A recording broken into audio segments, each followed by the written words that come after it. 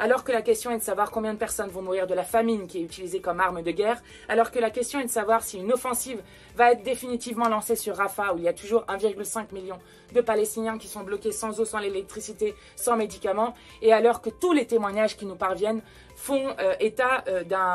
de franchissement de seuil dans l'horreur en continu. Voilà ce qui devrait occuper le débat politico-médiatique. Comment obtient-on immédiatement le cessez-le-feu? Pourquoi est-ce que la France n'a toujours pas fait l'embargo sur les armes? Pourquoi la France n'a pas fait de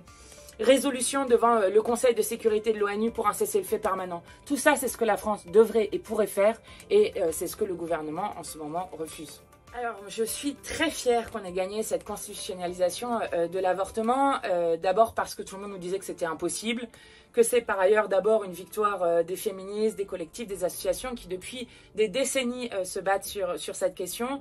et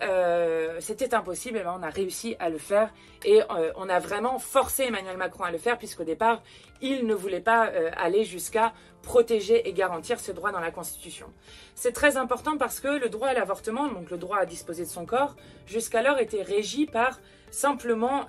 une simple loi qui pouvait changer à tout moment selon les majorités. L'inscrire dans la Constitution, c'est la garantir, même si on sait qu'il n'y a aucun marbre assez puissant pour pouvoir la garantir à vie. Il faudra toujours continuer de se battre, mais la garantir pour les générations futures et dire à nos filles, petites filles, arrière-petites filles, qu'elles n'auront pas moins de droits que nous. Et c'est surtout un très très beau symbole au moment où l'extrême droite partout dans le monde est en train de remettre en cause ce droit, que ce soit aux États-Unis, en Pologne où 6 femmes sont mortes, que ce soit en Hongrie où on oblige les femmes à écouter le cœur du fœtus avant de pouvoir avorter, que ce soit en Argentine où l'arrivée de Javier Milei au pouvoir met en danger ce droit qu'elles avaient conquis de haute lutte en 2020.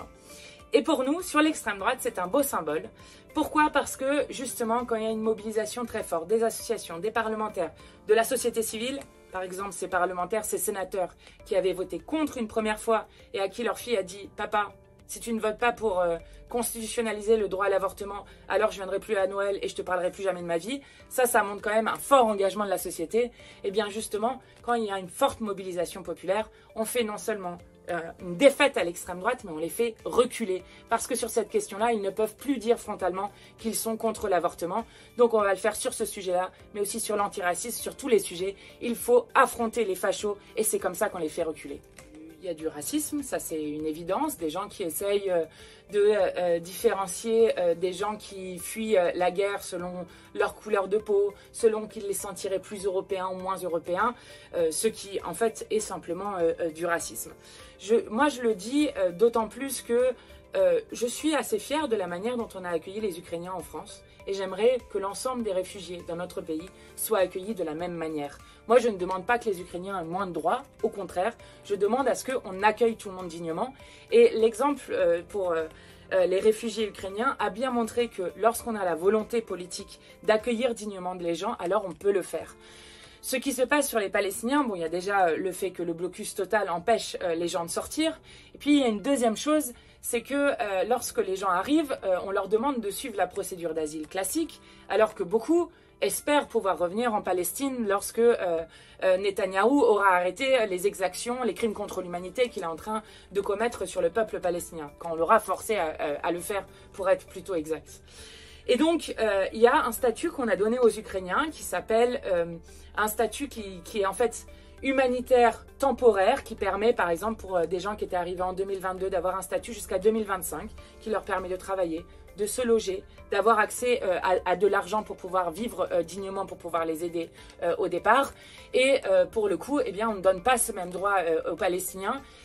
Et je dois dire qu'il y a une solidarité assez extraordinaire avec les Palestiniennes et les Palestiniens qui se retrouvent hébergés à droite, à gauche, parce que ce sont souvent les citoyens qui font eux-mêmes des cagnottes pour aider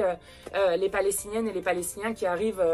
jusqu'à nous. Et je le dis d'autant plus qu'à Ivry-sur-Seine, là où je suis élue, il y a la famille Abou Shamla,